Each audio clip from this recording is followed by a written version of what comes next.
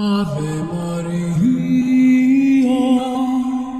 gratia plena, Dominus tecum, benedicta tu in mulieribus, et benedictus fructus ventris tui, Iesus.